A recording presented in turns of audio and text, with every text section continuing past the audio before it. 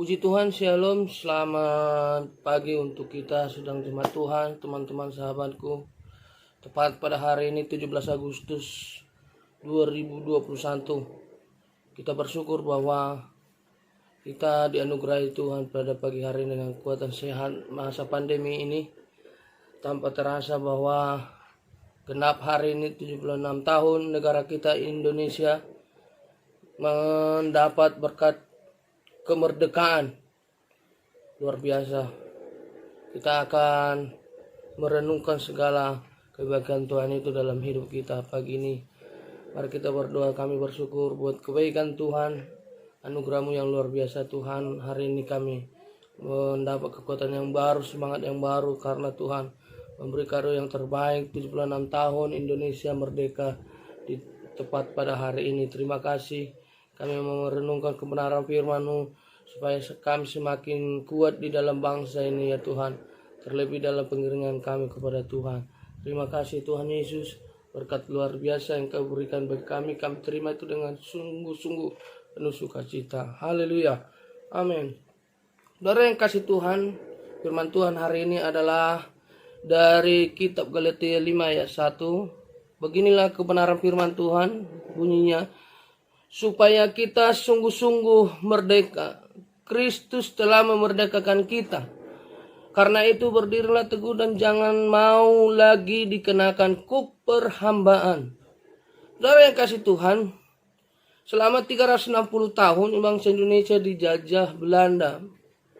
Pada tanggal 17 Agustus 1945 maka dideklarasikan kemerdekaan bangsa Indonesia lewat pidato presiden pertama, yaitu Insinyur Soekarno.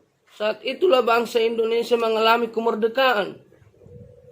Sebuah negara meraih hak kendali penuh atas seluruh wilayah bagian negaranya. Dan saat dimana seseorang mendapat hak itu untuk mengendalikan dirinya tanpa campur tangan orang lain dan terlebih campur tangan dari Tuhan, maka kita tidak bisa memperingati hari HUT kemerdekaan RI yang ke-76. Nah, saudara yang kasih Tuhan, itulah gambaran kehidupan orang yang percaya pada waktu kita percaya kepada nama Tuhan Yesus. Masih terlalu banyak pola kehidupan kita terus terjajah. Indonesia selama 360 tahun dijajah. Luar biasa, 350 tahun Indonesia mengalami jajahan yang luar biasa. Tidak bisa kita pungkiri bahwa keterpurukan, penderitaan luar biasa terjadi. Nah, namun dibalik itu, jika kita masih melihat bahwa kemerdekaan itu adalah hak sejati dari setiap insan di Indonesia, maka kita harus benar-benar mengalami dan menikmati kemerdekaan itu menjemput kita sekarang ini, saudara yang kasih Tuhan. Orang Kristen masih banyak yang mengalami penjajahan, dijajah oleh kuasa iblis. Nah, kita lihat banyak masih karakter-karakter yang jelek. Dia belum mengalami benar-benar kemerdekaan yang menjemput dia. Apa yang harus kita lakukan, saudara-saudara yang kasih Tuhan? Yang pertama, bahwa kita harus sepatutnya berdiri teguh, jangan mau lagi dijajah. Sungguh Galatia 5 ayat 1a tadi yang kita baca, bahwa supaya kita sungguh-sungguh merdeka, Kristus telah memerdekakan kita. Karena itu berdirilah teguh. Waktu saya baca dan dengar ayat ini, saya ingat ada ayat di mana ini merupakan gambaran dua macam orang Kristen yang terdapat dalam Matius 7 ayat 24 sampai 27. Setiap orang yang mendengar perkataanku ini dan melakukannya, ia sama dengan orang yang bijaksana yang mendirikan rumahnya di atas batu. Kemudian turunlah hujan dan datanglah banjir, lalu angin melanda rumah itu, tetapi rumah itu tidak rubuh sebab didirikan di atas batu.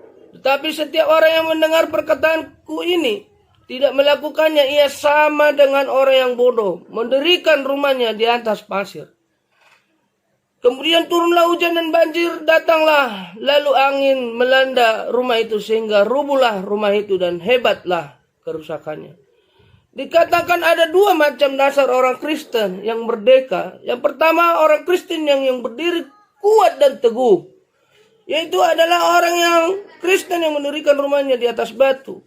Bagi setiap orang yang mendengar perkataan Tuhan dan melakukannya adalah orang yang bijaksana. Tetapi ketika dia mendirikan dan sebaliknya mendirikan di atas pasir, maka banjir datang, maka orang Kristen tadi akan rubuh dalam kondisi rohaninya. Mengakibatkan tempat hatinya hancur. Bagaimana rumah rohani Kristen kita bisa hancur? Saat ujian yang datang, badai, gempa, dahsyat, itu tentu berbicara mengenai masalah dan segala ujian. Tuhan mau kita tetap berdiri teguh. Sebab rumah yang dibangun di atas batu tidak akan tergoyahkan. Untuk itu bangunlah rohani kita saat ini, mengisi kemerdekaan itu dengan yang teguh dan berdiri kuat. Letakkanlah bangunannya dengan di atas kebenaran firman Tuhan.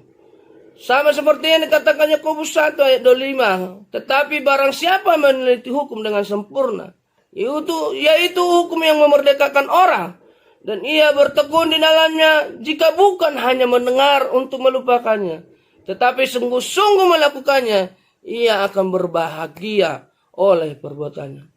Dan saudara yang kasih Tuhan, sahabat-sahabatku, teman-teman yang diberkati Tuhan, kita harus merenungkan firman Tuhan supaya dihayati. Orang yang menelitinya harus juga bertekun di dalamnya sehingga ia melakukannya. Saudara, firman Tuhan menjadi hukum kehidupan dengan maksud memerdekakan kita dari dosa dan kuasa iblis, dunia dan hawa nafsu.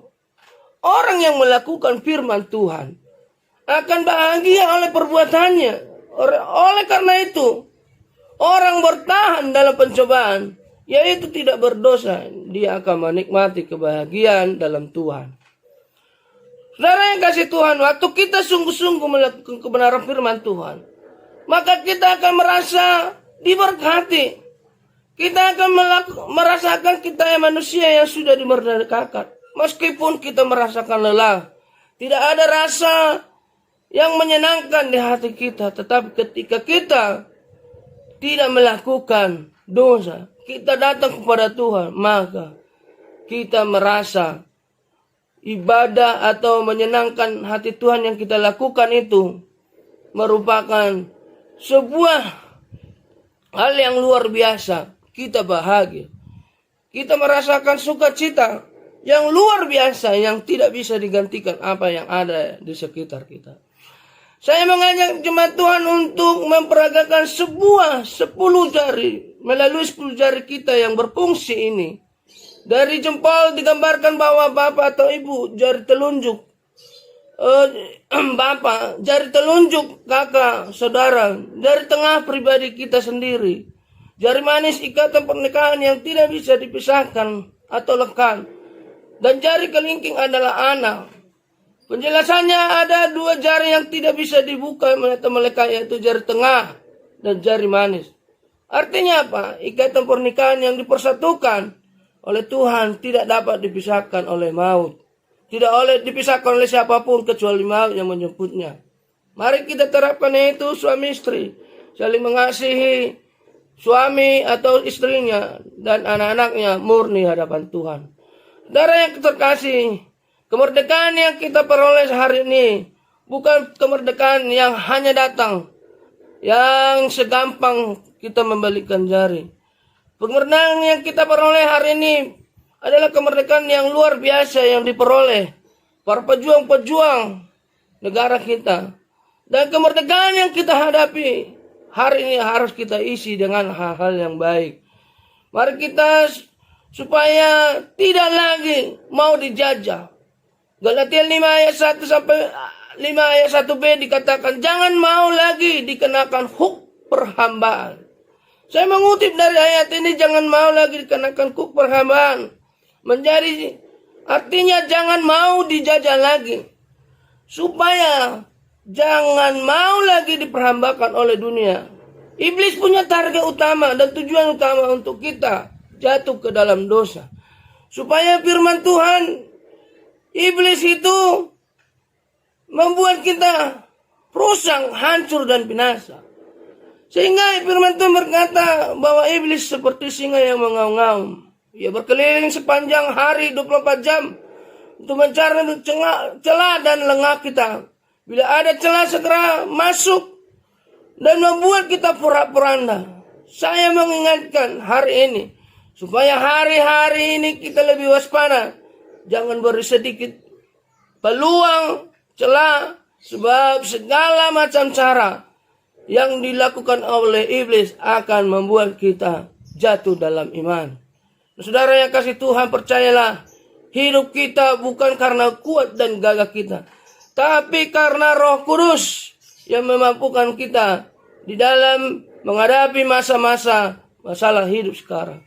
Kiranya kemerdekaan yang kita peroleh hari ini membuat kita semakin luar biasa di hadapan Tuhan. Sebagai orang Kristen, kita sudah dimerdekakan. Sebagai orang Kristen yang sudah dimerdekakan dari ikatan dosa, sepatutnya kita melakukan firman Tuhan yang sejati.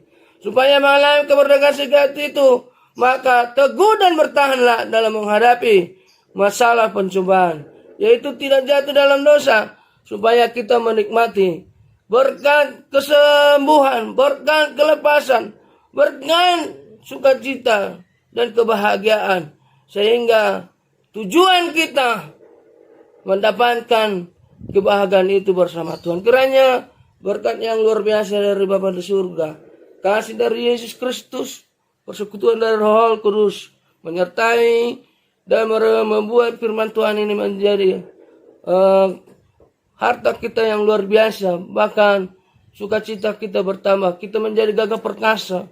Isilah kemerdekaan yang kita peroleh lewat iman kita, bahwa Yesus Kristus telah mati untuk menebus segala dosa pelanggaran kita. Kiranya berkat Tuhan yang sama, mendapat sukacita yang luar biasa yang sama, memampukan kita menghadapi masalah di kedepan hari. Selamat menikmati hari kemerdekaan yang Tuhan beri bagi kita, dan kita mengisi kemerdekaan bangsa kita ini penuh dengan cinta dari Tuhan. Tuhan Yesus memberkati. Shalom. Shalom.